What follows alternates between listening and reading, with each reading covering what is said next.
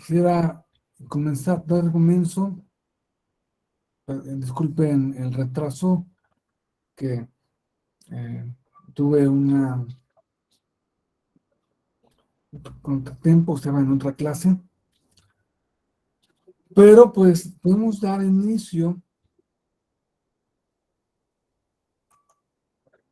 a,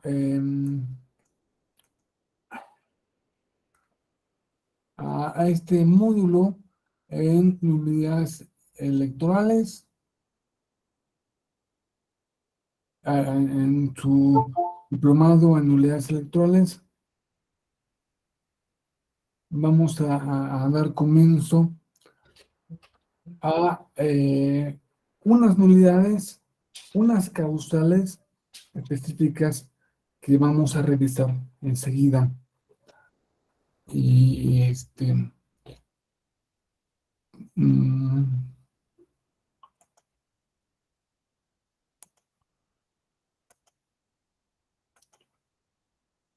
espero que puedan ver correctamente la presentación.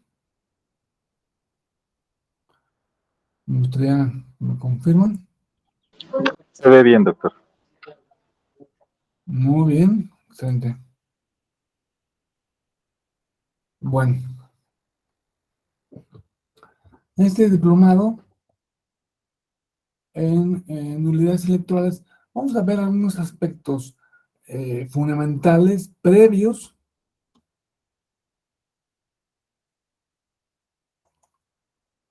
a unas causales específicas que ustedes ya han estado viendo, las causales A, B y C. Los que ya las vieron.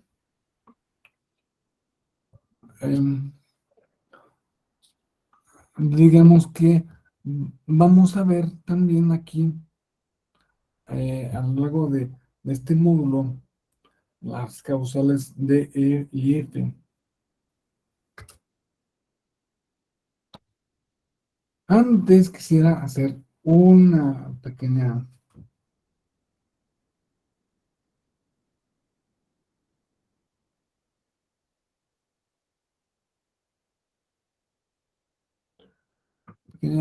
introducción sobre el aspecto de las nulidades. ¿Qué es una nulidad? Una nulidad es una sanción, es una defensa o es el mero resultado.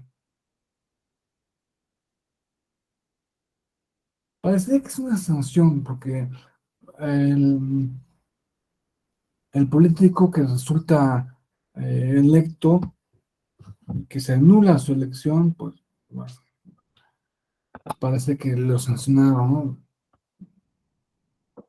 Que fue una sanción muy fuerte, ¿no? Para él o para ella.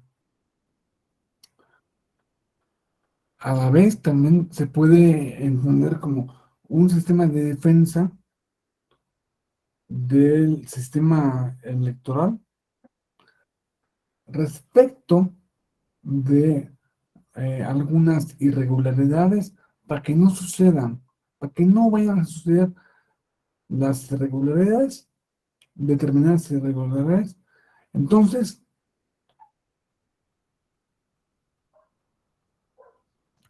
creamos un sistema de nulidades. O puede ser entendida también como el mero resultado de pues, de unas acciones, una conducta que se llevó a cabo y que mal que se llevó a cabo, bueno, esa conducta no tiene que ser únicamente de humana. Bueno, si es una conducta así humana, un suceso, ¿no?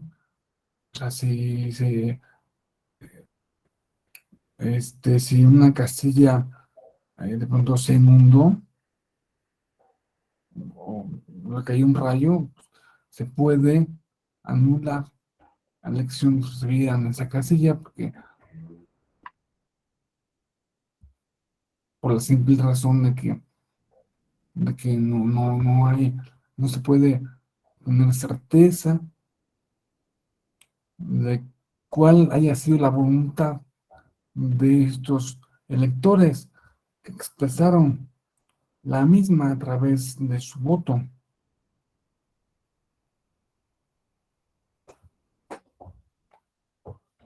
En definitiva,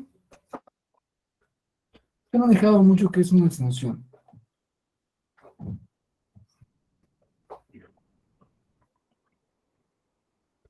pero si fuera una sanción, no habría posibilidad de poner otra sanción. No habría posibilidad de poner como, como existe la posibilidad de poner mm, una, una multa.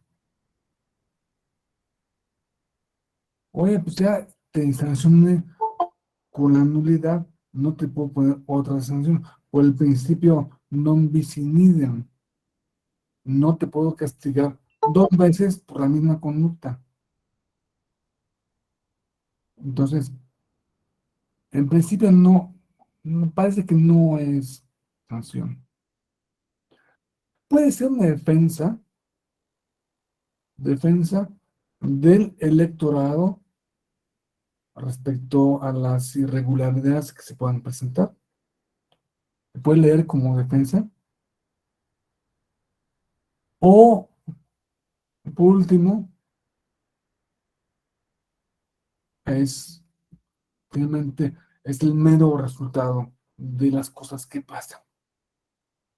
Es como el karma.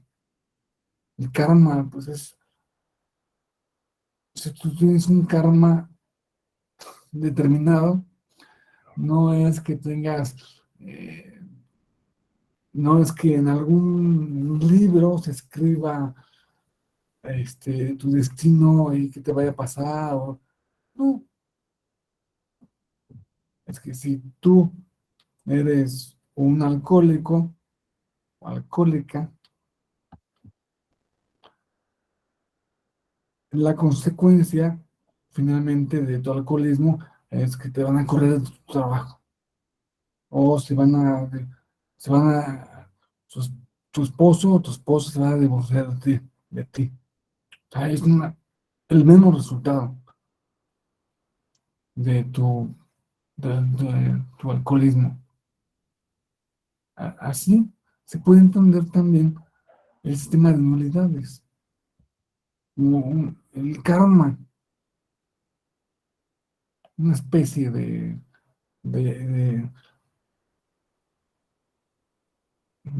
mero resultado de todo lo que pasó anteriormente, mero resultado de que se inundó, mero resultado de que eh, este, se pusieron, hubo robo de urnas, el mero resultado de unas conductas que todo el mundo reprocha porque son antidemocráticas,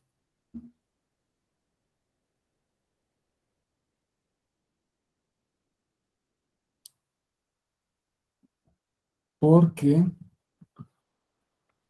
una elección intenta consultar a los diferentes ciudadanos cuál es su voluntad, cuál es su intención. Si tú quieres votar, tú quieres que tu gobernante sea A, B o C. Entonces,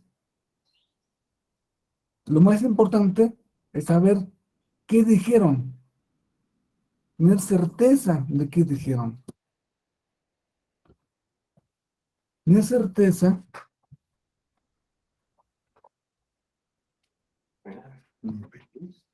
tener la certeza de que la votación que se recibió, lo que podemos contar,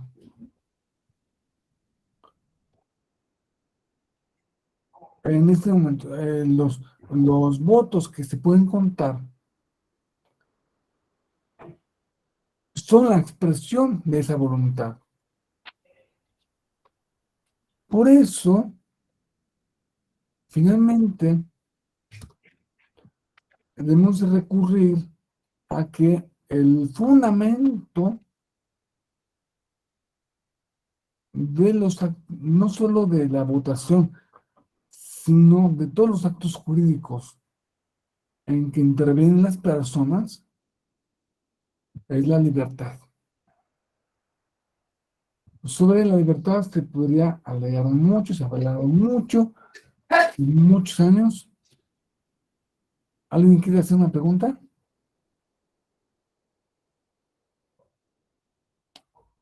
¿Comentario? Si no quieren hacer una participación, les ruego que apaguen sus micrófonos para que no se vise la comunicación que tenemos entre nosotros. Y bueno, seguimos. Sobre la libertad, se podría hablar mucho, se ha hablado mucho. La libertad es una característica de la conducta de los seres humanos. Es lo que nos separa aparentemente de los animales. ¿Un perro es libre o no es libre? Pues en principio no es libre, en principio solo sigue su instinto, solo responde al instinto y no puede deliberar entre una y otra posibilidad, de elegir una y otra posibilidad.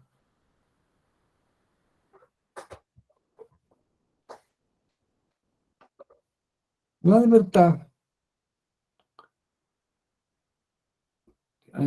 que ha sido tratada desde todos los tiempos, ha sido objeto principalmente de la reflexión filosófica y la reflexión religiosa, en tanto la comunicación del ser humano con lo sagrado implica algún grado de libertad.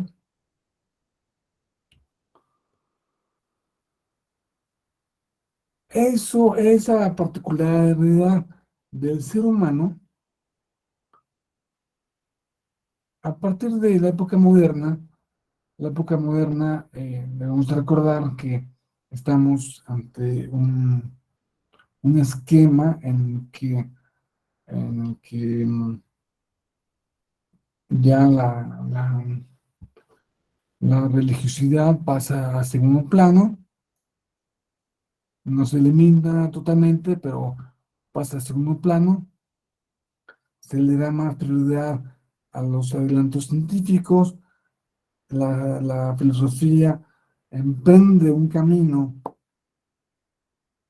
separado de el, el- el dato em, eh, metafísico, el dato sobrenatural. Entonces, se empieza a analizar a la libertad desde otro punto de vista, desde un punto de vista como objeto. A ver, ¿puede o no puede existir la libertad? Entonces, ¿qué tenemos que un pensador moderno, plenamente moderno y muy actual también?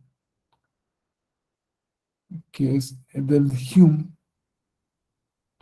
que nega la ciencia, nega la posibilidad, niega también la posibilidad de la libertad. Dice que no es posible la libertad porque va en contra de todo lo que conocemos acerca del universo. Todo lo que conocemos en el universo es que todas consecuencias tienen una causa. Consecuencia viene precedida por una causa. Siempre tiene que haber una causa para cada consecuencia. Entonces, el acto libre, en su pureza, es un acto sin causa.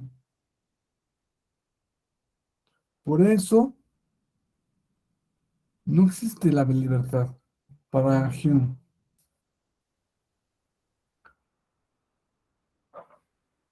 Y pues,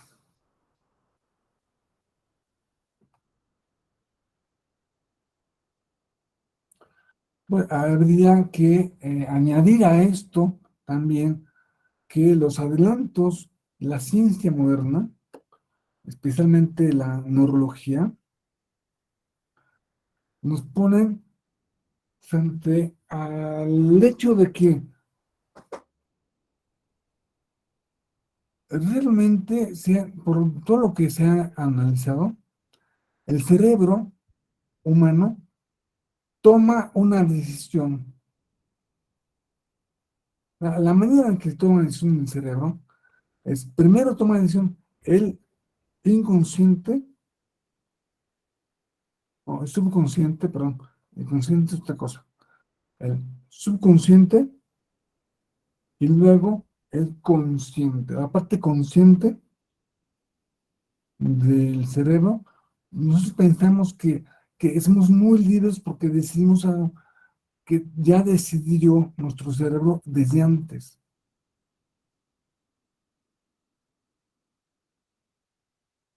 Bueno, entonces vemos que en la mayoría de los casos la decisión de la parte consciente no es libre. ¿El subconsciente es libre? Esa sería la pregunta. Pero a lo cual podemos decir que es imposible saberlo, porque eh, tendríamos que tener una máquina del tiempo, tomar una decisión libre, la persona, después de un día o con posterioridad a la toma de decisión. Tendríamos que tomar una máquina de tiempo y regresar a esa persona a la misma circunstancia en que tomó la decisión que tomó, para ver si puede ser que tome otra.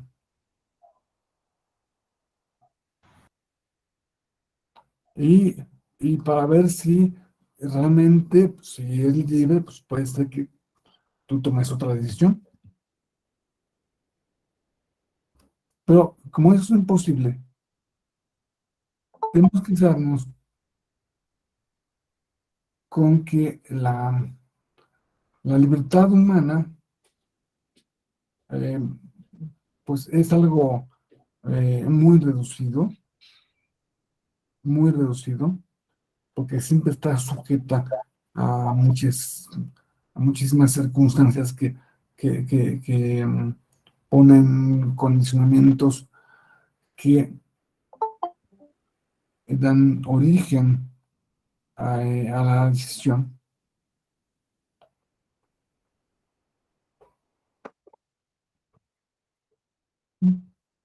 Esto es algo parecido a la creatividad. La creatividad se, se le ocurrió igual al científico que al artista que al pintor, que al escritor, al poeta, se le ocurrió así de la nada, o fue recogiendo muchas, mm, muchos, muchos aspectos, muchos conocimientos que tenían otros que finalmente los fue armando, ¿no? Y su única creatividad fue armarlos de otra forma. Quizá eso es la creatividad. Quizá eh, la libertad no sea más, en el fondo, no sea más que una sensación de que estoy en el súper, eh, tengo, estoy enfrente de 24 tipos de mayonesa y soy libre de escoger cualquiera. Soy libre. Tengo 24 tipos de mayonesa. Una grande, una chiquita, una original con más, eh, con más grasa, otra desengrasada, otra con limón, otra sin limón, otra con más huevo.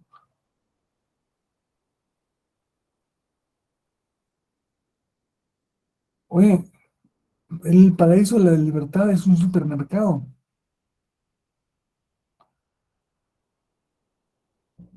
pero a veces quisiéramos tener solamente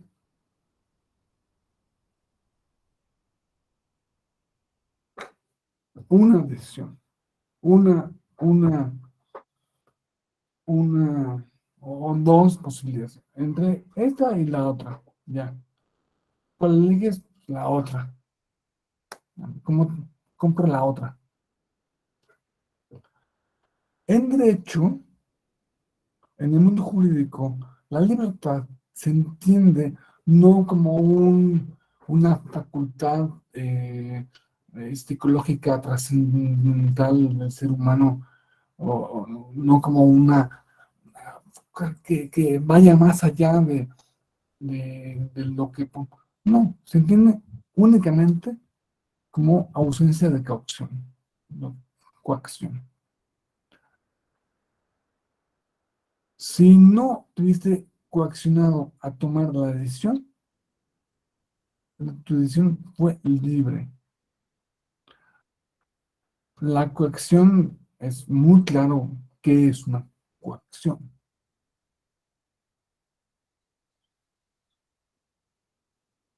O sea, no es lo mismo que tú te has casado, así enamorada o enamorado, por compromiso, o porque si no lo hacías, eh, tenías una amenaza así típico de la telenovela, te iban a hacer algo muy feo si no te casabas, o porque se comieron la torta antes del recreo y el bebé iba a nacer, y bueno, ah, hay muchas posibilidades.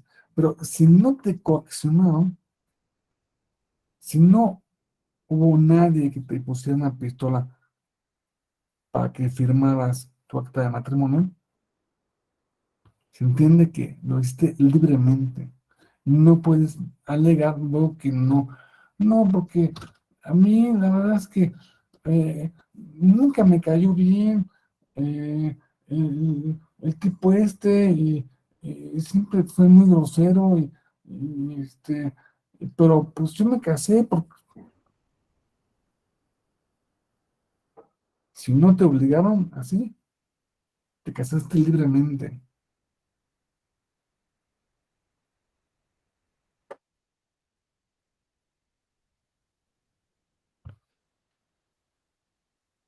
Aunque en nuestro interior existan muchas fuerzas que dieron causa, motivo para esa decisión. O sea, no es mm, la eh, literal ausencia de motivo, ausencia de causa, ausencia de causa para ese efecto. No, o sea, el efecto sí tiene causa, ¿no? Puede ser que mi causa sea que soy muy enamorado de Juanita, o que mi causa sea que pues, esta mayonesa me recomendaron que las mayonesas con menos carbohidratos este, eh, eran, eran mejor, que me dijo el doctor que tengo que disminuir mi consumo para el colesterol. No, no es que no haya habido ninguna causa, pero si no haya habido coacción. Y en las épocas modernas, repito que se empezó a hablar de libertad como algo, como algo, eh, como un objeto de estudio. Entonces surgió una corriente, o surgió un pensamiento que intenta ser una reflexión sobre la libertad. Y es, obviamente, el liberalismo. El liberalismo debemos entenderlo como como una descripción de las cosas. Las cosas son así y pasan así. El liberalismo que da origen, Qué bonito es perrito. ¿perdón? Qué bonito es perrito. No te quieres venir a la cama acostada. Si no, no quiero por mis cabezas. A ver, Así vamos a un abrazo, pues. Ay, cuidado, estoy viendo por la comida. sí podemos apagar nuestras,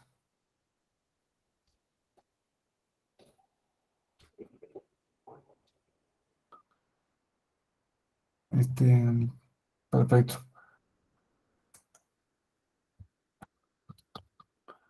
El liberalismo, Pero no la voy a hacer, ¿no? ¿Verdad? No, ¿quién te sistema? Creo que le tendríamos que avisar, profesor, a divulgación eje que tiene abierto su micrófono. a ver, pero no sé cómo empezar a leer. Yo estoy, yo estoy en otro lado. A ver. Mm, a ver si me hacen caso. Ya lo apagó. ¿Así? Ah, ok. Ya. Bueno, entonces, él decía que el liberalismo debemos entenderlo como una descripción. El capitalismo debemos entender que es una descripción de las cosas como se presentan.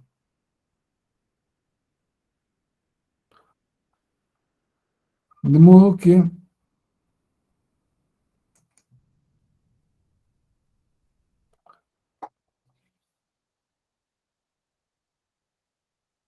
el capitalismo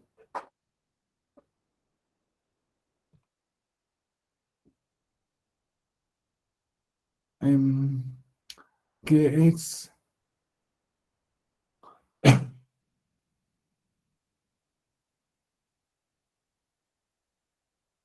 mm,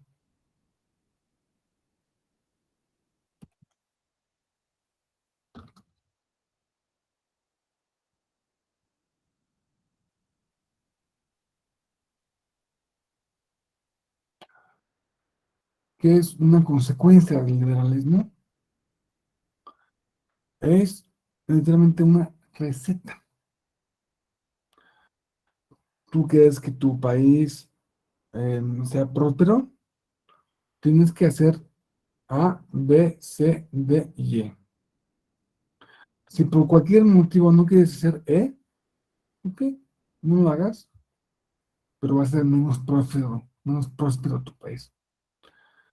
Si no quieres hacer A, ok, no lo hagas, pero va a ser menos próspero tu país. Va a ser menos libre, menos rico, menos... Entonces, por eso, el liberalismo y con esto el capitalismo que contraen, parte de la premisa de principalmente el liberalismo es un respeto a la libertad de los otros. Sobre el Estado, dicen, bueno, no es, mm, eh, no vamos a rechazar el Estado. El Estado es algo bueno, es necesario, pero es algo muy pequeño. Debe encargarse solamente de unas pocas cosas, ¿no? Como seguridad y justicia y poco más, ¿no? Promoción y crecimiento, pero el Estado no debe meterse en todo, como antes se metía. Tenemos fábricas de bicicletas del Estado, fábricas de una cosa que se llama negro, bueno, em, fábrica, empresas que repartían comida del Estado,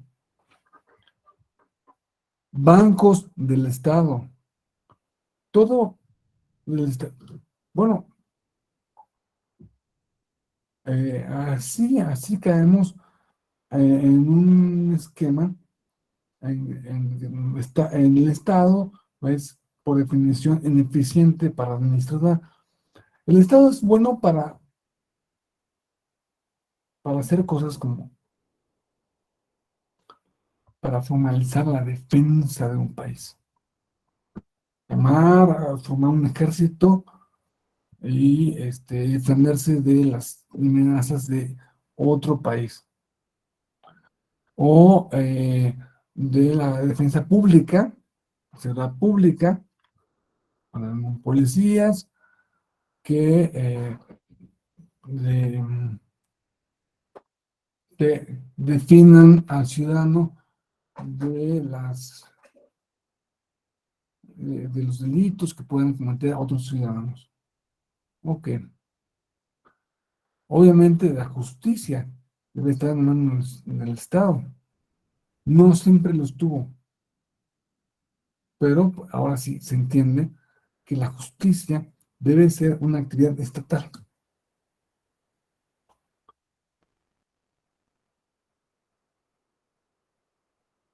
Pero el Estado no debe meterse en muchas más cosas.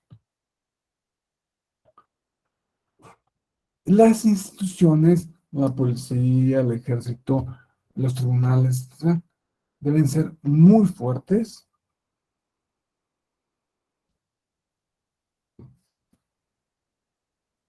La separación de poderes la separación de poderes debe ser muy clara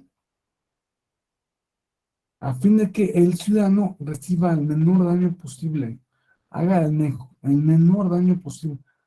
El, el gobierno ideal es el gobierno que no se nota, es el gobierno que no te impone unos eh, impuestos draconianos que te impiden competir, que te impiden... No, tiene que ser instituciones fuertes, pequeñas. En cuestión de Esto sería un aspecto más em, eh, epistemológico. Estamos que no, el liberalismo parte de que no hay un determinismo. Si hay libertad para hacer lo que sea. Y no se determina, no es posible alcanzar una determinación precisa de lo que va a pasar enseguida, porque eso es imposible. Predecir el futuro es imposible. Entonces se debe afrontar eso desde un punto de vista de la sociedad abierta, ¿no? Sociedad abierta a las opiniones, sociedad abierta a a los cambios. Y en cuestión de ser ideología, sí, únicamente como se refiere a que ideología es un conjunto de ideas, pero ideología en el sentido de que es un conjunto dogmático de conocimientos cerrados, no. Ideología en el sentido de que es una falsa conciencia de clase, en el sentido marxista de falsa conciencia de clase, tampoco, porque recordemos que Marx decía que cualquier persona, o en general, que tuviera lo, que, los, em, los postulados liberales o capitalistas, era eh, que pertenecía a una clase, o que si no, tenía una falsa conciencia de clase. Ninguno de nosotros somos multimillonarios. Ninguno de nosotros tenemos yates y aviones, ¿no? Aviones particulares y muchas casas. Y somos propietarios de... Pues, si defendemos el, el liberalismo, entonces para Marx es que no, es que tú falsamente crees que eres de los ricos, sin serlo. Bueno, eso no es correcto. Una persona que le puede ir muy mal económicamente en la vida y defender, sin embargo, el liberalismo, defender el capitalismo, no es una cosa contradictoria. No es como muchas personas actualmente dicen y defienden que si estás en contra de el proyecto político del presidente de la República, es porque quieres, quieres regresar a la corrupción que había antes. Eso es lo que quieres. Entonces, tienes que seguir el proyecto de- del, del Ejecutivo, porque otra cosa, niegan la posibilidad de que haya una eh, opinión contraria a los postulados que, eh, que, que tiene el gobierno actual, y que tampoco quieras regresar a lo anterior. O sea, yo no quiero esto, pero tampoco quiero lo otro, Pero diciendo que no creo esto, no estoy diciendo que quiero lo otro, estoy diciendo que no quiero esto.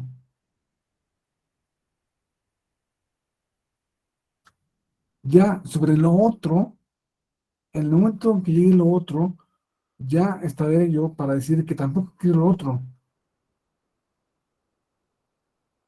Entonces es muy difícil el discurso y el manejo. Ya vemos cómo tiene su origen ese discurso de que no, lo que quieres es que regresar, lo que todos los articulistas que hablan mal del gobierno es que son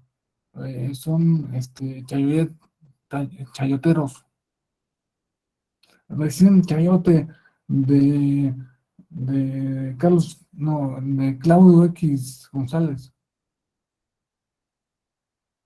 como si hubiera una empresa de, de personas conservadoras pagándole a los periódicos para ver que hablan mal del presidente. Bueno, esa es una suposición. Pero tampoco debemos caer en un exceso de liberalismo. Tenemos que ver dos excesos que se han dado del liberalismo, o tres.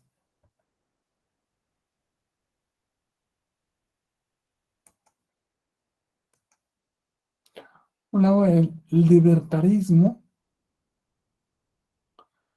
que tienen algunos partidos políticos de Estados Unidos, el partido del el Tea Party, el partido del P, es libertarista. El minarquismo, que es justamente reducir el, la presencia del Estado al un mínimo que puede ser que desemboque en esto, en un anarquismo capitalista. O sea, no quiero saber de un Estado. Quiero simplemente que, que me dejen hacer mis negocios. Punto. Entonces, en ese sentido, el Estado siempre se entiende como algo negativo, ¿no? No, para algunos todavía puede ser algo necesario, pero como un mal necesario. Y, y sería mejor siempre encontrar una forma de eliminar a todas las presencias del Estado. Por eso han surgido iniciativas de eliminar incluso a las cámaras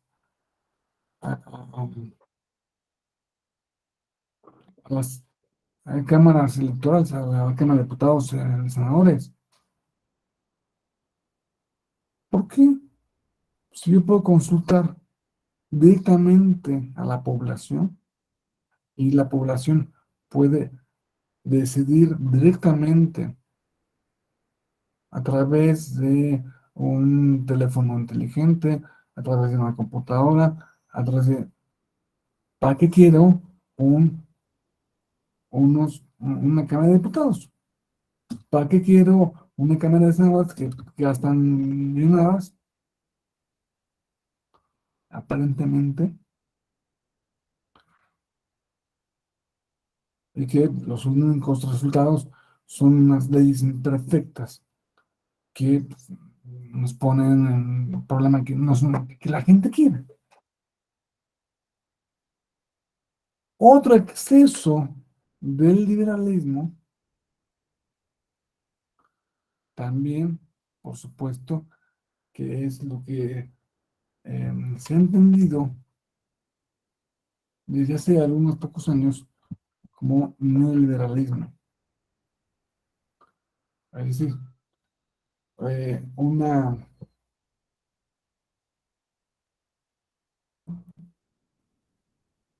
un, una, un sistema capitalista, pero capitalista de cuates, donde los cuates son los que tienen las oportunidades, los cuates son los que tienen las concesiones del Estado, los cuates son los que tienen las adjudicaciones, los cuates son los que pueden construir todo, solamente los cuates. Y no es extraño que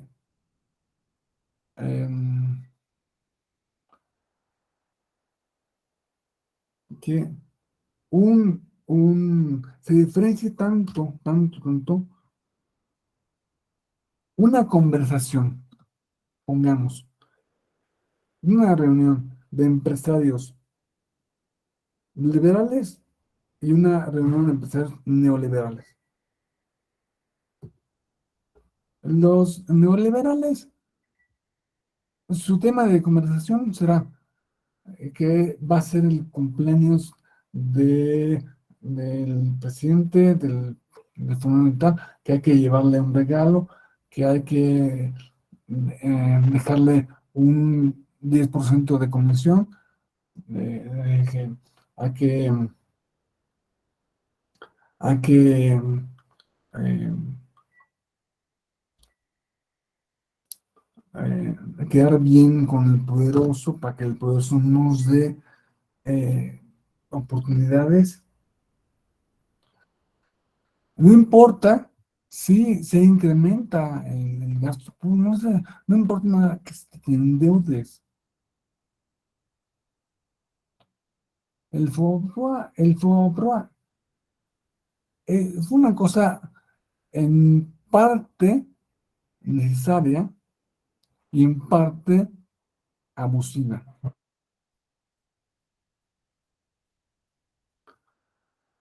En parte necesaria porque fue el rescate de los ahorros de todos los ciudadanos, y en parte abusiva porque pues, se hicieron públicas las deudas, unas deudas que eran privadas,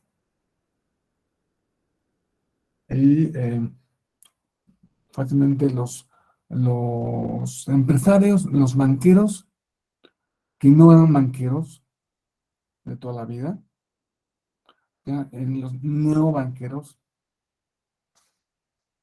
no eran banqueros de toda la vida porque recordemos que López Portillo nacionalizó la banca, y durante el sexenio, la última parte de López Portillo, durante todo el sexenio de la Madrid, el, el, el Estado se hizo cargo de los bancos. Entonces, cuando se privatizaron los bancos, los privatizó Salinas de Gortari,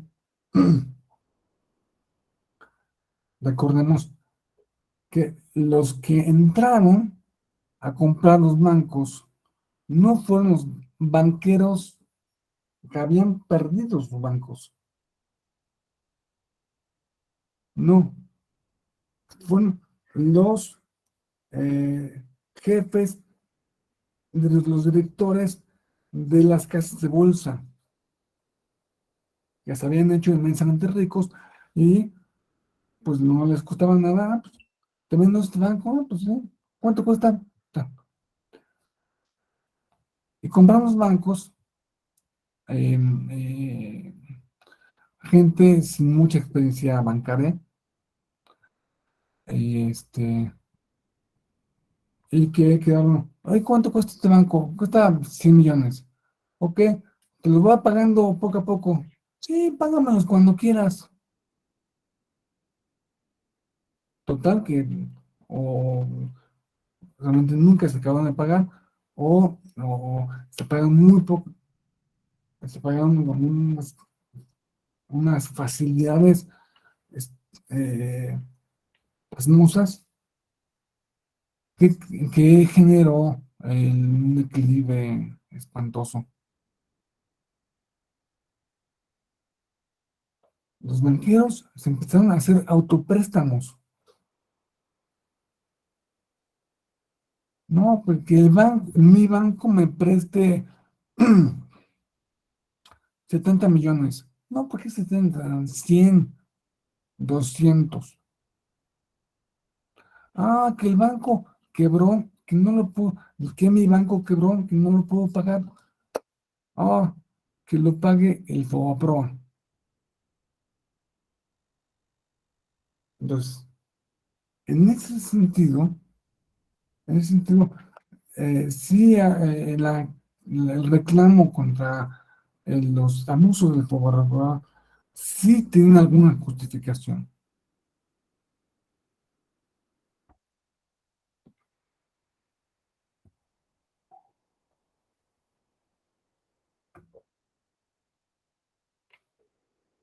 Pero no todo fue así. No todo fue así. Muchos bancos quebraron porque, porque quebraron, porque hubo una crisis, este, que la gente no pudo pagar sus deudas. Entonces el banco vive de dinero prestado y, en fin, bueno, eso llevó, eso llevó a una parte, un,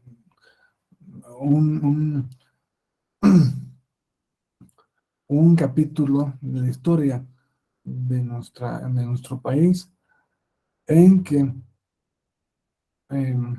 hubo unos grandes abusos. Por eso el incremento de la deuda pública. Pues sí, que los 200 millones los pague el Estado. Que se tienen que endeudar, pues no, que se endeuden. Pero por lo pronto, yo ya tengo mis 200 millones. Es mucha corrupción, una clara inexistencia de poderes, de división de poderes, porque se entendía que el, el presidente hacía lo que quería con el Congreso y con el Poder Judicial. Este, y hemos venido evolucionando, en serio, muy poco a poco, pero hemos venido evolucionando mucho a este respecto.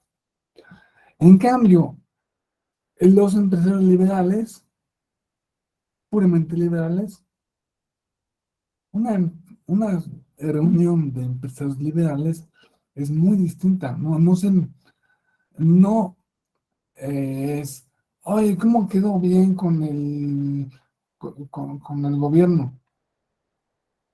Sino, ¿cómo quedó bien con los empleados? ¿Qué hice para quedar bien con mis empleados? Entonces, creé una manera de trabajo fundamental y me convertí en una empresa, eh, una empresa en con ¿cómo se llaman estos? El mejor lugar de trabajo. A través de mis ideas, inventé un teléfono nuevo que hace tan- este, 80 cosas que no hacían nosotros y que por fin lo tenemos. Por fin tenemos un refrigerador que es inteligente, una televisión que es inteligente. Todos esos ejemplos son creaciones liberales buen sentido de la palabra. Es que el liberalismo se entiende como el respeto a la libertad del prójimo, la libertad de los otros. Bueno, vamos a hacer una pequeña pausa. Yo tengo que, son las 10 de la mañana. Vamos a hacer una pausa de unos eh, 5 minutos para regresar con la exposición. Los que tienen prendidas sus cámaras pueden apagarlas y nos vemos a las 10:05. Muchas gracias.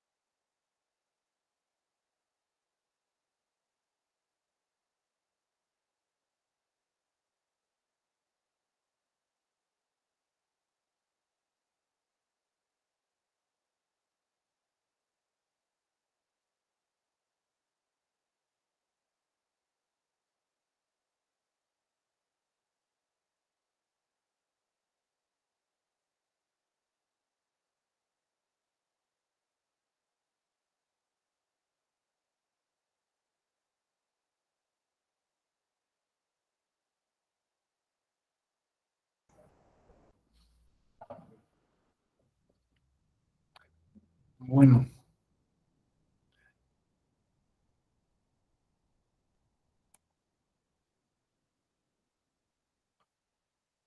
quedamos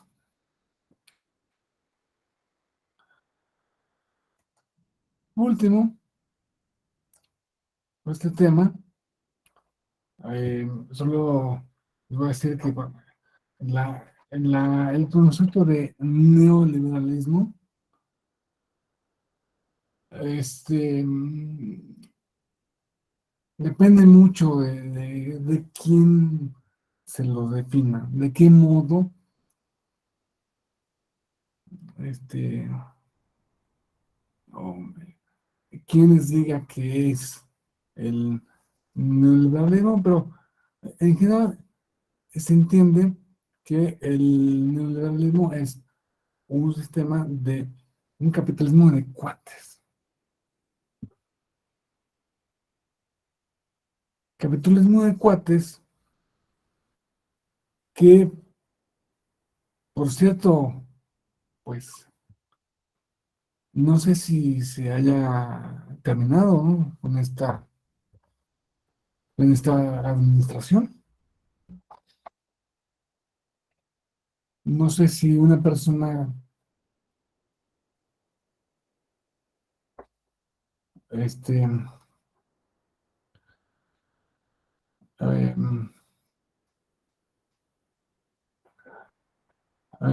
como, bueno, ya no vamos a ahondar más en el tema y lo dejamos. Pasemos a la clasificación del sistema de nulidades.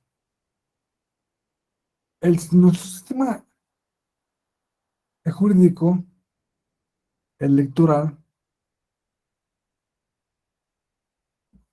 se implica o busca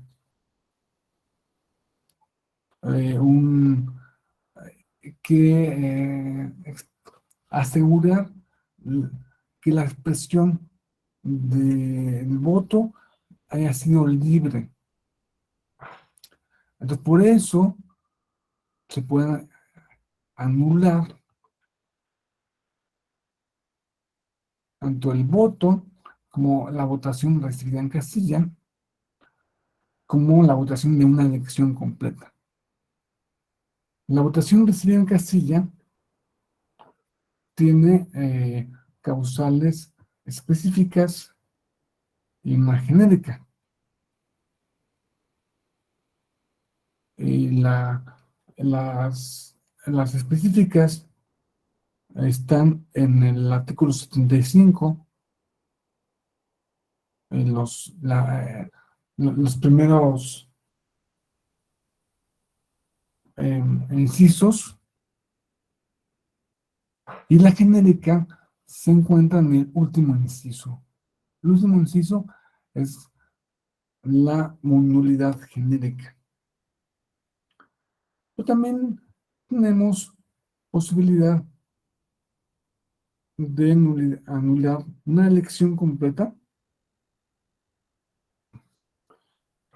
para cual también hay causales específicas y genéricas. Esta elección, nulidad de una elección, no es motivo de esta clase. Únicamente nos referiremos a la votación, a la nulidad de la votación recibida en casilla, a tres de las causales específicas. Están en el artículo 75, que la votación recibida en una casilla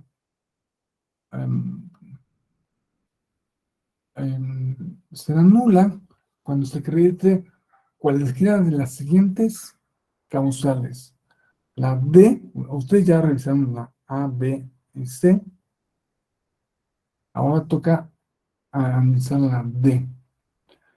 Recibir la votación en fecha distinta a la señalada para la celebración de la elección.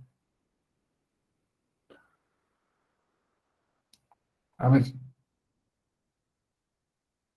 ¿ustedes creen que alguien se puede organizar la elección en una fecha distinta?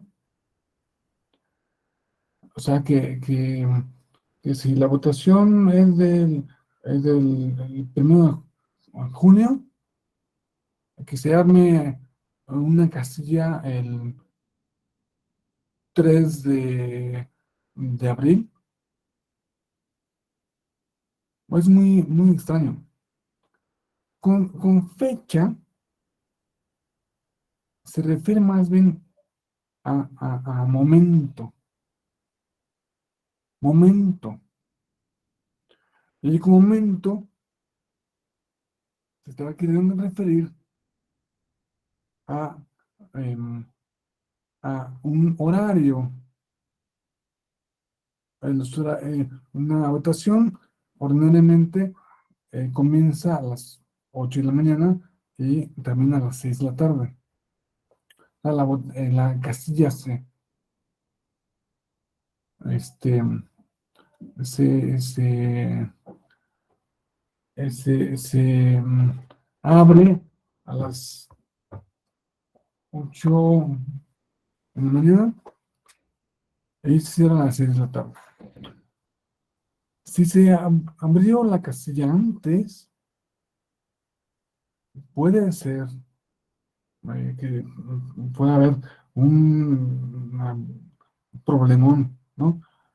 Porque, o sea, se abre una casilla, los miembros de la casilla, los directivos de la casilla están citados para llegar a una hora. Y si se abre antes, pues no llegan a esa hora. Entonces, puede ser que pongan como presidentes o como miembros de la mesa directiva a personas diferentes a ellos. O sí, pasa todo lo contrario, que se abre después, puede incidir en el resultado de la votación. Si la casilla se abre a la 1:30 de la tarde,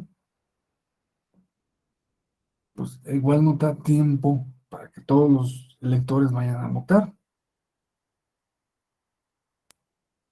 Entonces, pues, ¿cuál es el principio rector que se encuentra detrás de estas, de esta causal? Y es el de conservación de los actos válidamente celebrados.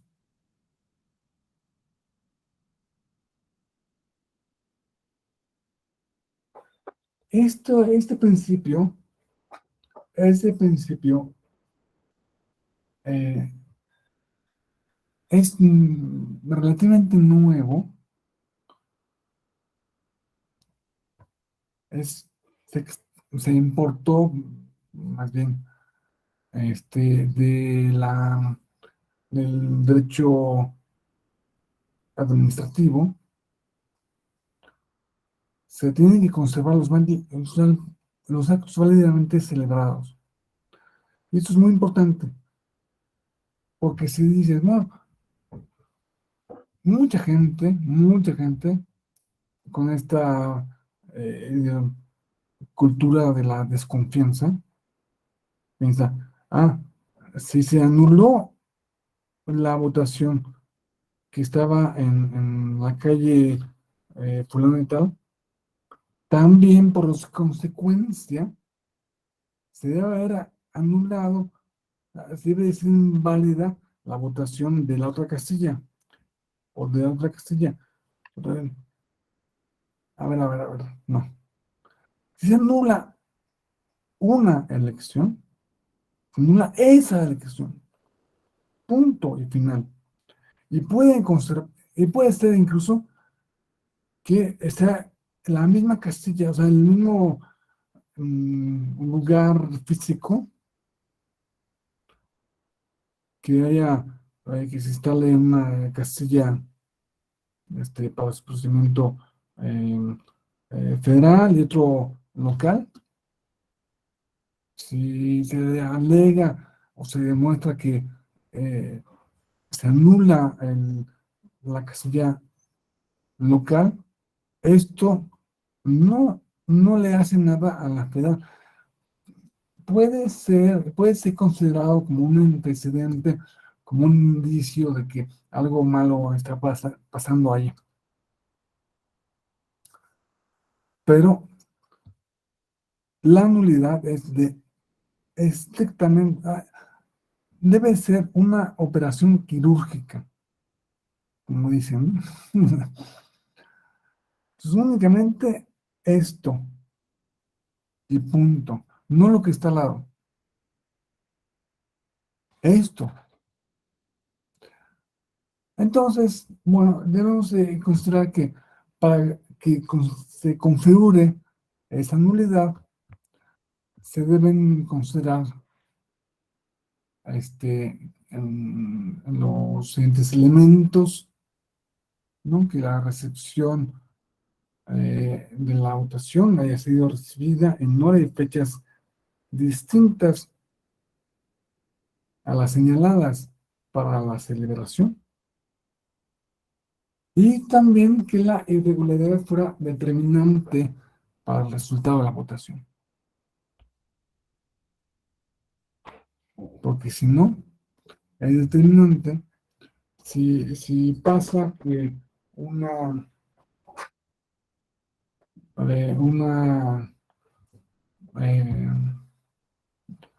eh, se cerró antes la casilla, puede cerrarse antes. Cada casilla tiene un determinado número de votos. Si se agotan los votos a las 4 de la tarde, pues puede cerrar la casilla.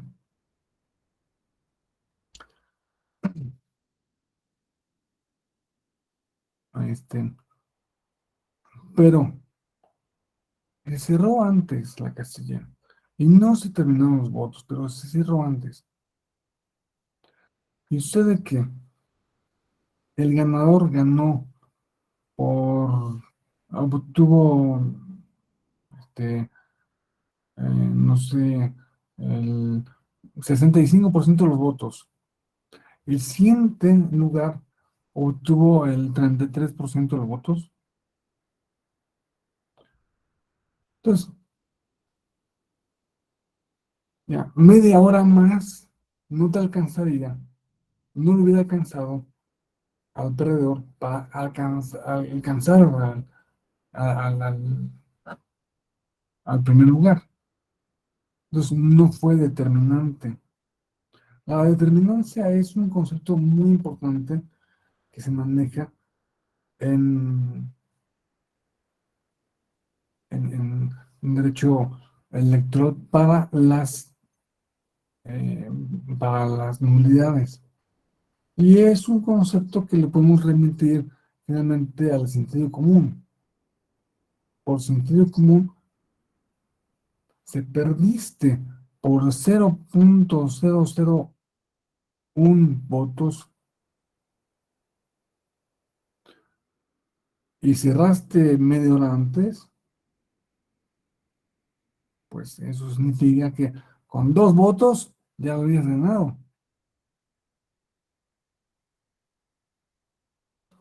Entonces, sí fue determinante el haber cerrado antes.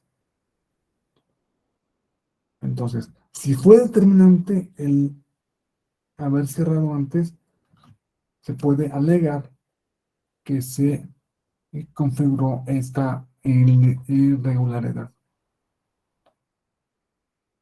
Y se puede pedir que se anule la votación. Mucha gente dice, está anula la casilla, pero no se ponga. La casilla no se puede anular. O sea, la casilla es una cosa que pues, está ahí, ¿no? O sea, un juez no puede anular, como si dijeras, el juez puede ir y anular un coche. No, o sea, son cosas que no se pueden anular. Lo único que se puede anular son los efectos jurídicos, consecuencias jurídicas. Y la consecuencia jurídica de la votación se puede anular o se puede no anular, o se puede confirmar.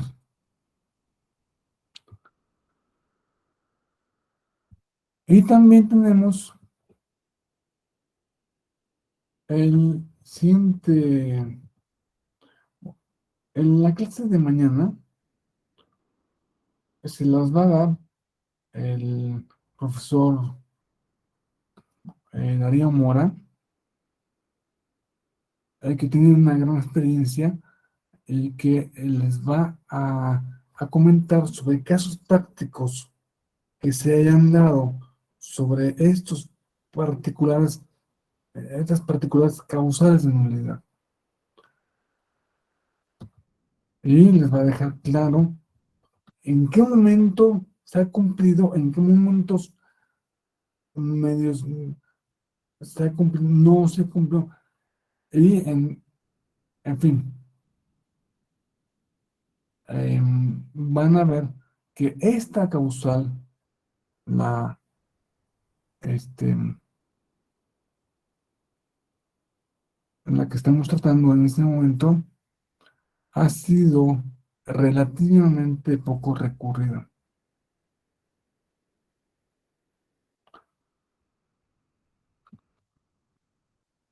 Hasta hay jurisprudencias que establecen que no hay problema si se abrió un poco antes, no hay problema si se cerró un poco después. Ya lo verán el día de mañana con más calma. Pasamos a el siguiente inciso. La votación recibida en una casilla será nula cuando se acredite cualquiera de las siguientes causas, entre ellas, es decir, es importante, recibir votación, no, no es que el otro no sea importante, es que esta sí es muy recordada, que la votación se reciba por personas u órganos distintos a los facultados por la ley. Todavía no le cambia, todavía sigue poniéndole el COFIPE, todavía no actualiza, porque este artículo, hablan que es de la ley general del sistema de medios de impugnación y materia electoral, no fue actualizada con la reforma de 2014 que derogó al COFIPE, dio lugar a distintas leyes.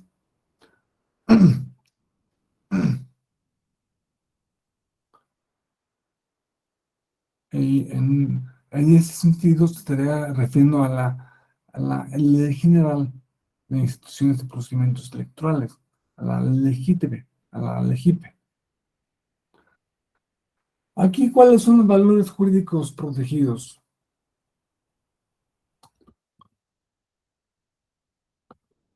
Bueno, pues siempre habrá que ver esto en función de la libertad. La adecuada recepción de la votación es un valor jurídico. La certeza de que los funcionarios que reciben el voto, los votos se encuentran facultados por la ley, de que no es cualquiera.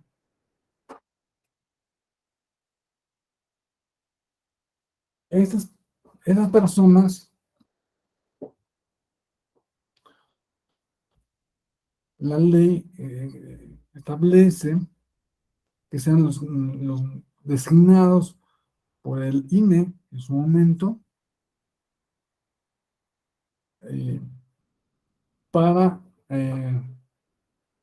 ser formar, integrar la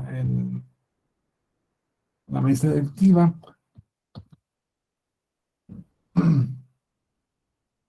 que se forma por un presidente, un secretario, un primer escrutador y un segundo escrutador. Ya verán las, la, no sé si nos alcanza a ver ahora mismo también las excepciones que se dan por todo esto. Bueno, una casilla puede iniciar sin un primer escrutador, sin un segundo escrutador.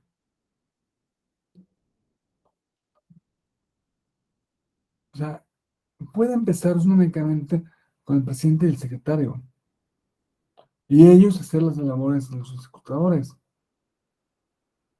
Y estos son casos muy especiales, pero que son permitidos de alguna manera por la ley.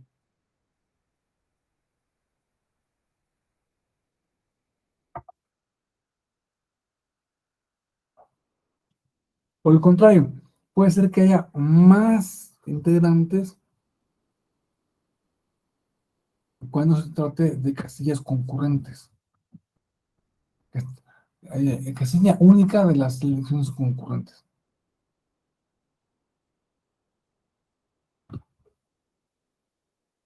Puede haber un secretario y un escritor adicionales.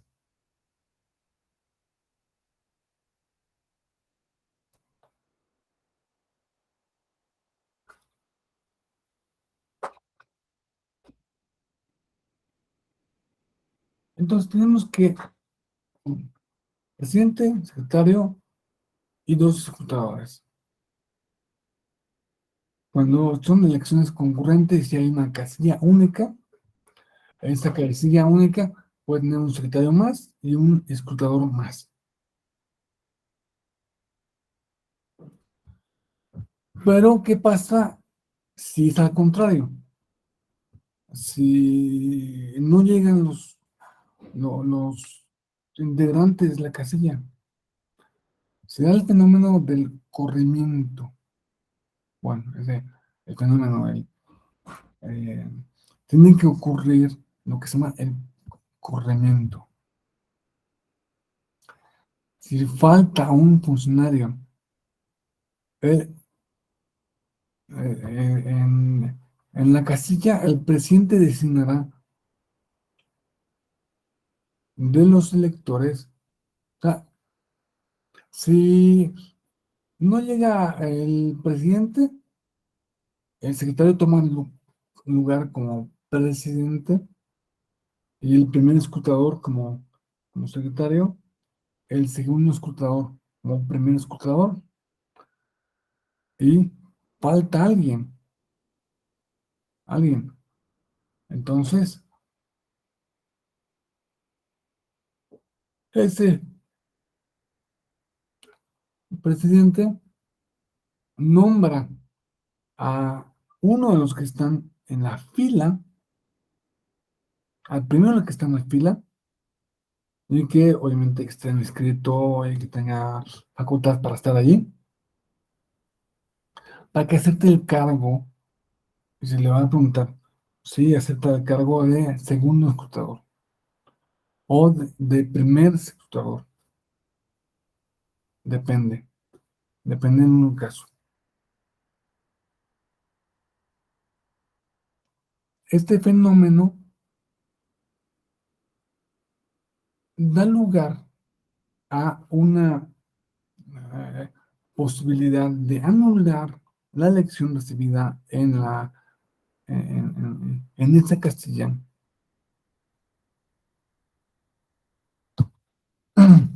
en los siguientes casos: que la votación no fue recibida por las personas autorizadas.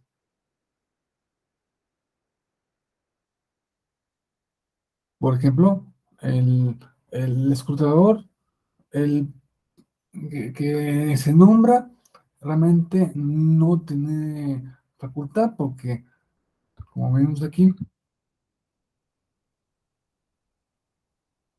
este, tiene estar inscrito en la lista nominal de electores de la sección. Fue un tipo que se equivocó de sección, se fue a otra casilla y le dieron un encargo.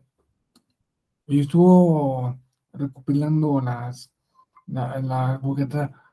elección, las votaciones, pero se descubre que él, o no solo es, sino más que él, no son personas que están designadas por la ley para hacer eso, y fácilmente se puede anular no una elección. La votación recibida en la casilla, hay que tener muy presente esto. O que cuando la casilla no se integró por todos los funcionarios necesarios. Sabemos que hay una excepción, hay una jurisprudencia, que espero que vean después, que permite la ausencia de hasta 2 escrutadores, que la mesa directiva se integre o sea, únicamente por el presidente y el secretario. Pero eso es en casos especiales, que, que se cumplan ciertos requisitos que dice la misma jurisprudencia. Pero si no se cumplen esos requisitos, entonces se puede decir que la mesa en la Castilla estuvo funcionando con una mesa directiva incompleta y por lo tanto que no es válida esa elección. Se ve anulada esa elección. Esto obviamente es materia de prueba. Materia de prueba, pues es relativamente más fácil la prueba porque en la Castilla tienen que estar presentes también los representantes de los partidos políticos que firman un acta. eh, en el acta dicen qué es lo que estuvo, cuáles son las irregularidades que se presentan. Y lo primero que van a decir, oye, es que no se presentaron los funcionarios de casilla. Por eso ellos no pueden ser funcionarios de casilla. Ah, no llegaron, no llegó el escrutador. Oye, tú, representante del PAN, ven aquí a ser escrutador. No, eso no se puede.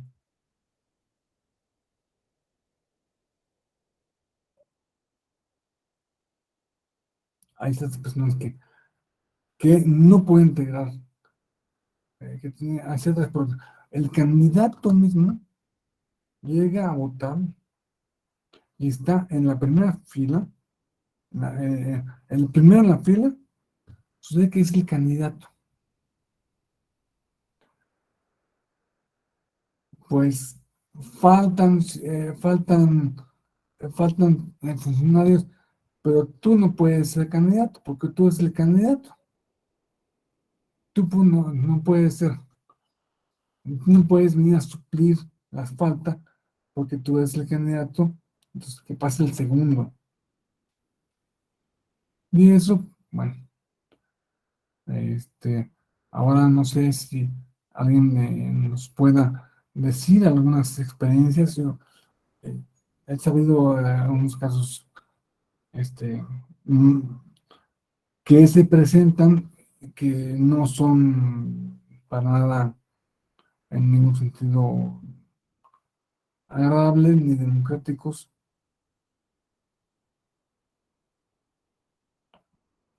Este, bueno, ahí vemos que algunas personas también se puede confirmar esta irregularidad porque em, hay algunas personas que tienen algún impedimento para fungir el cargo. No solo el candidato tiene impedimento, el representante del partido también tiene impedimento. Los representantes del INE también tienen impedimento. Entonces, se puede. A ver, si esto está escrito en la ley, es porque ha pasado. Difícilmente nos encontramos una ley que regule algo que nunca ha pasado. Se pasa, bueno, sí hay leyes que regulan casos que nunca han pasado. Ahora les voy a decir. Pero, es más, viene al caso de esta causal de nulidad. Pero por lo general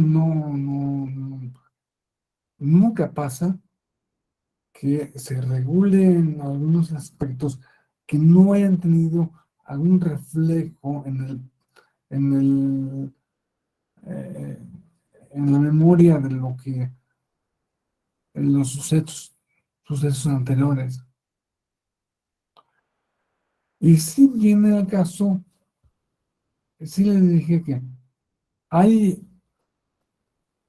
algunos aspectos, hay una regulación que no responde a ningún, a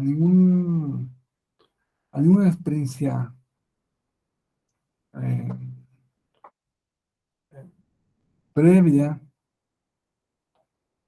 por lo menos a ninguna experiencia eh,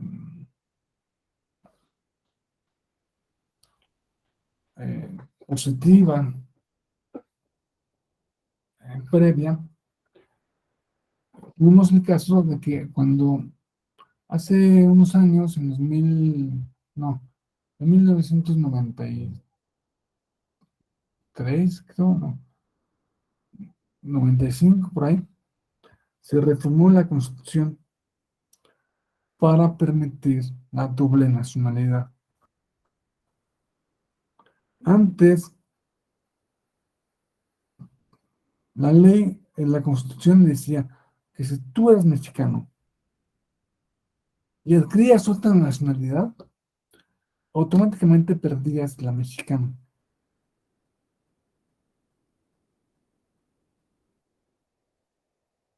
Con esa reforma, se impidió eso, atendiendo a los miles, a los millones de mexicanos que están en el extranjero, principalmente en Estados Unidos, que hay más mexicanos. Simplemente, la primera es, la ciudad con más mexicanos del mundo es México. La segunda ciudad con más mexicanos creo que es Los Ángeles, antes de que Guadalajara. En fin, entonces, sí eran mexicanos, aunque estuvieran físicamente allá, perdían su nacionalidad. Y el hecho de perder la nacionalidad los hacía apátridas, porque no eran nacionales estadounidenses. Eso no les, eso, si no sacaban, a ver, era muy importante porque muchos querían no dejar de ser mexicanos y poder ser estadounidenses. Con esto se aseguraban que iban a tener acceso a la seguridad pública, a los hospitales, a las escuelas, a un montón de cosas que no tenían como inmigrantes sin papeles, sin nacionalidad, sin permiso.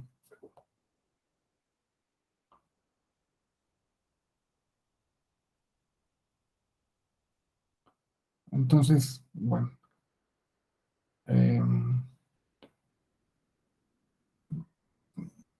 em, la Constitución también establecía y sigue estableciendo que la propiedad de un extranjero que se encuentre dentro de la faja, la faja fronteriza, que tiene, no sé, 200 kilómetros, algo así,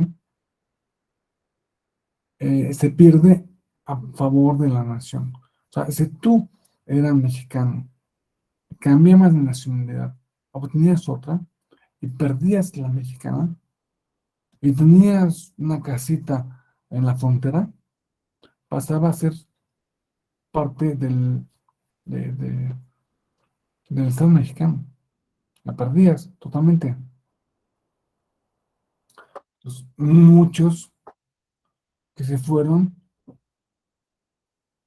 no querían perder también este, la nacionalidad mexicana porque tenían alguna propiedad en la faja fronteriza.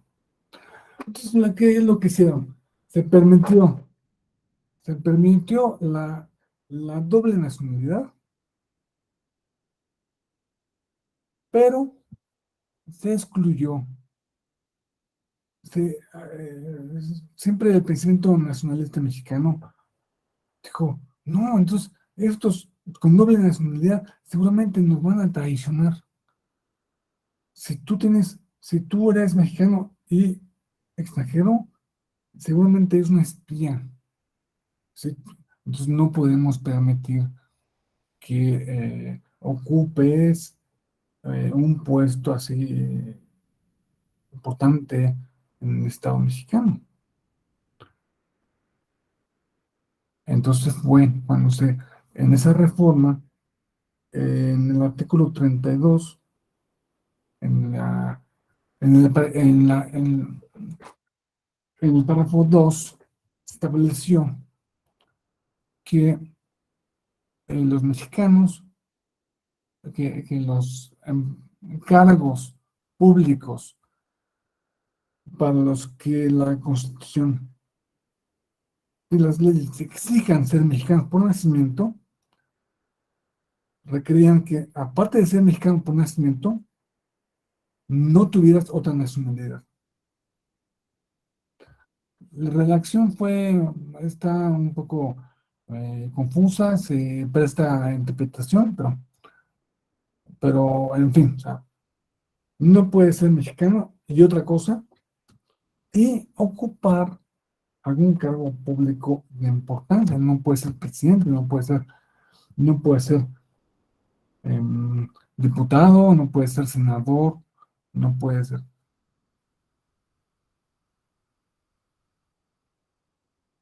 Entonces, em, esto se incorporó, el IFE, bueno, el INE después lo incorporó a la legislación propia, interior,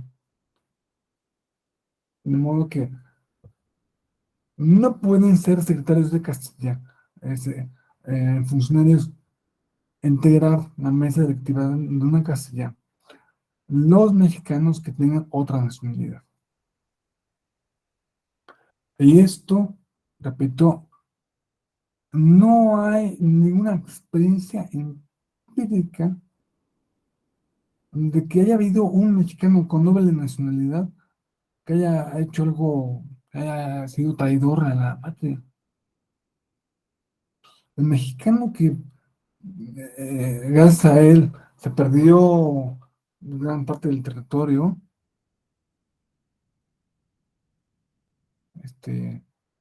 López de Santana, era mexicano por nacimiento, sin otra nacionalidad. O sea, y fue el gran traidor de Victoriano Huerta, pues mexicano por nacimiento, sin otra nacionalidad. En fin, o sea, esto es pura imaginación. Ah, creo que si es mexicano y tiene otra nacionalidad, seguramente está en comunicación con el gobierno de su país y viene a hacer cosas horribles al mundo. Entonces, no lo puedo. Está como casi actualmente es como risa, ¿no? Pero eh, se presenta el caso.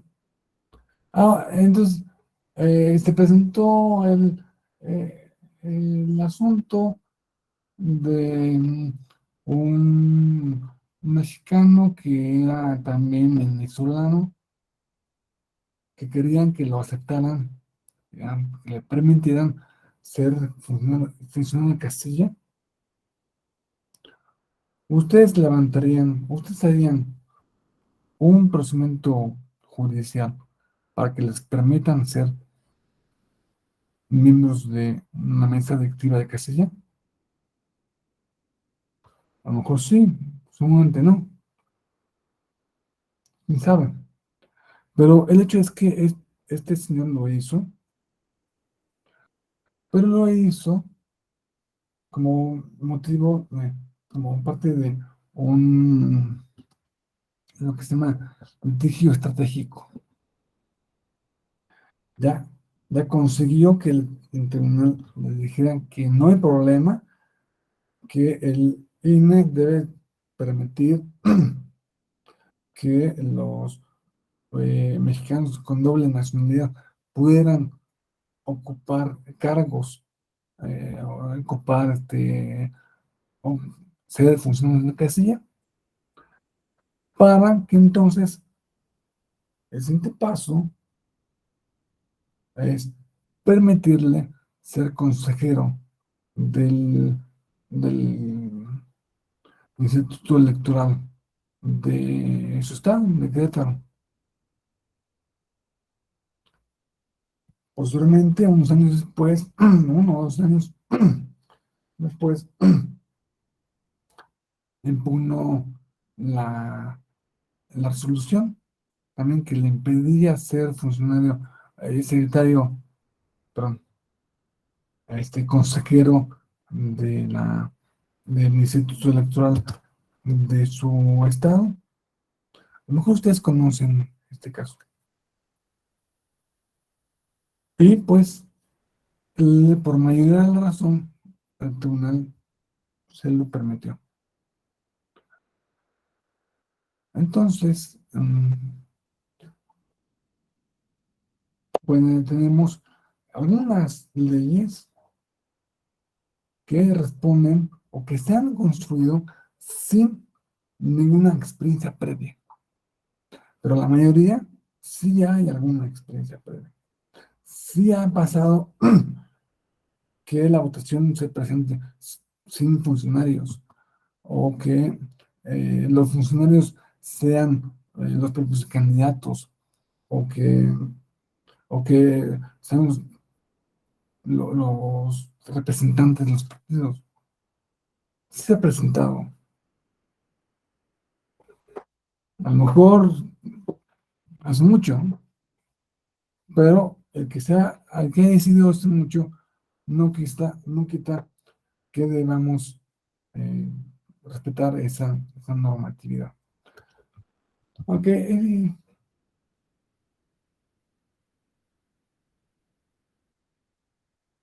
las hipótesis que se pueden presentar son las que hemos visto: el corrimiento de funcionarios, la actuación de suplentes en ausencia de propietarios, con una casilla correspondiente funcionarios de otra casilla actuando en la casilla que no les corresponde, ciudadanos de la sección electoral, este, actuando como funcionarios, la ausencia de funcionarios, la actuación de candidatos como funcionarios.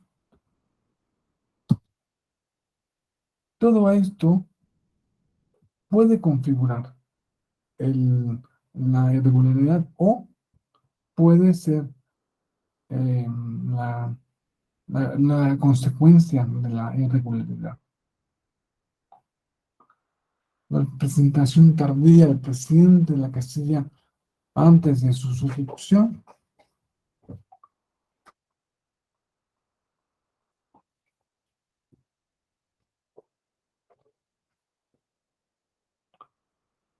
Y, en fin, vamos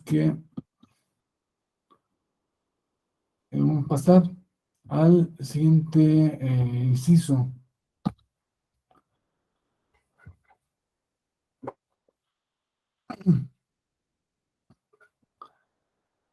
Que se refiere a que habrá nulidad, sea anulada la votación recibida en una casilla cuando se acredite. Esto es más frecuente.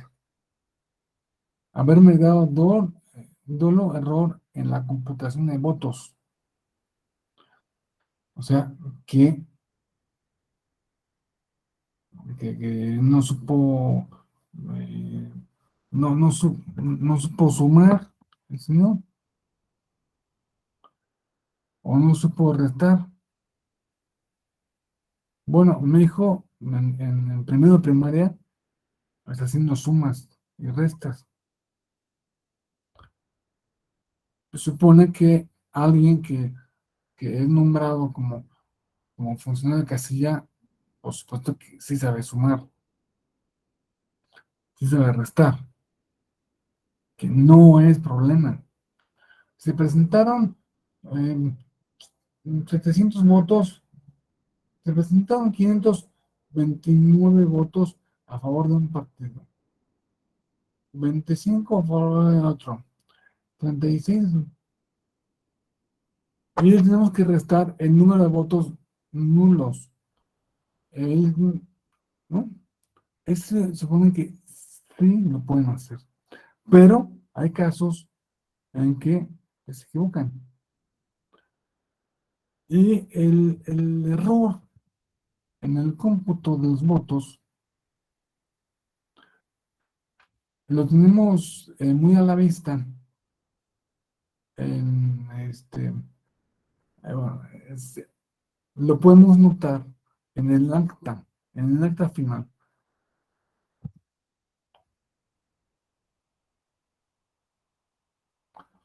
Vamos a ver si hubo error o no. No, el valor jurídico que se intenta proteger aquí es el de certeza en el cómputo de los votos, porque estamos en una sociedad democrática y la democracia implica la ley de la mayoría. La mayoría tiene que decidir. Si se decide la mayoría, bueno, vamos a ver cuántos votaron a favor de este o del otro. Tenemos que tener la certeza absoluta de que de esta casilla salieron 200 votos a favor de un partido, 150 a favor de un candidato y 500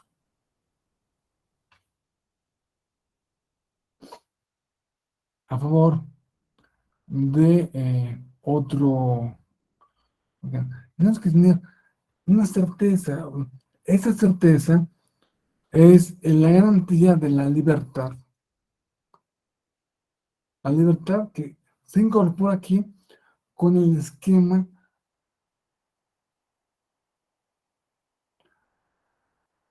em,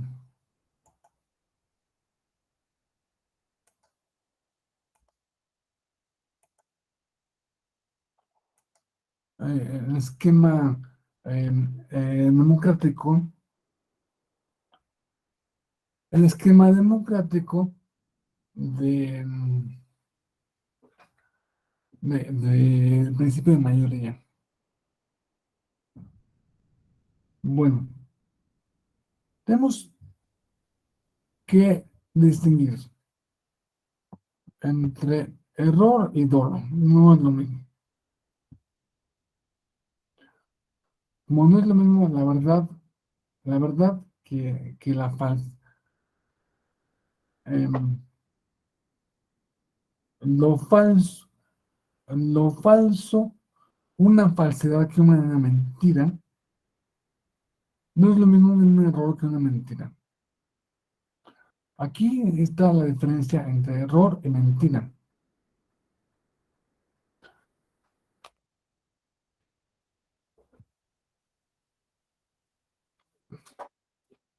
Cualquier expresión que no se ajuste a la realidad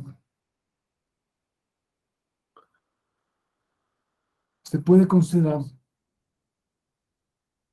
este, que proviene de, sea de un simple error porque se me fueron las cabras o pues, no supe, no me dieron los dedos para contar, o por el contrario, fue un motivo fue una causa dolosa, fue un intento de engaño, de fraude, simulación.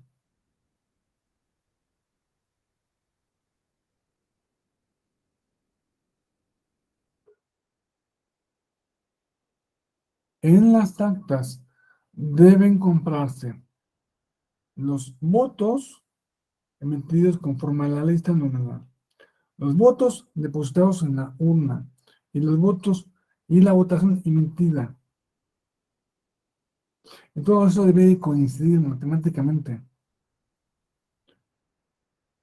No puedes decir que hubo 600 votos en la casilla que se depositaron 700 y que la votación fue de 895. Ahí hay una incompatibilidad entre los candidatos. Hay que ver. Si hay incompatibilidad entre matemática, entre las cantidades, es motivo de nulidad. Entonces, ¿qué elementos deben comprobarse para demostrar que se actualiza la, esta inciso? Primero, verificar si existió error, dolo error en el cómputo. O sea, verificar primero que hubo una incompatibilidad matemática entre las cantidades. Y luego, por último, que esa discrepancia es determinante para el resultado de la votación. Porque si es 6 votos más o 5 votos menos, o que no es importante porque el ganador ganó por 150 votos, o es siempre es importante porque empataron. Resulta que empataron. Ha habido casos, créanme, no me acuerdo qué, pero ha habido casos de empate, pero esos casos se presentan en los municipios. Hay muchos casos de empate. Entonces, un voto más, un voto menos, obviamente que sí hace la diferencia. Eh,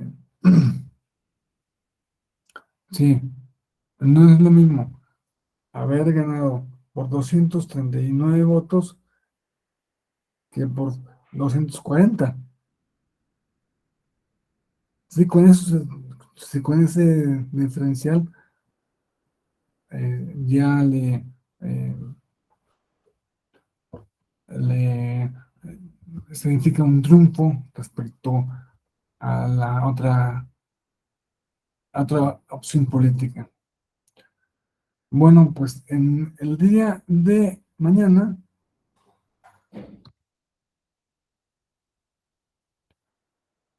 repito que el profesor Darío Mora analizará con ustedes los criterios aplicables que se han surgido del trabajo jurisprudencial del tribunal y se van los casos prácticos que se pueden presentar o que se han presentado en cada uno de estos casos, en cada uno de estas tres causales de nulidad específica.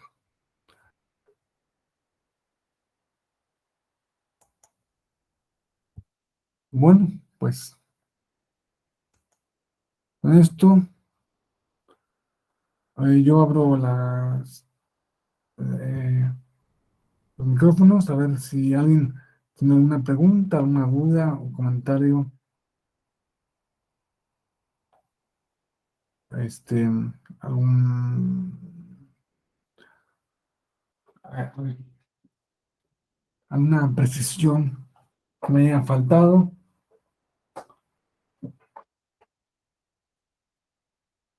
Bueno, pues entonces, en ese caso, damos por finalizada la clase de hoy y pues estoy a la orden. Ustedes en mi correo electrónico, ahora se los voy a poner aquí.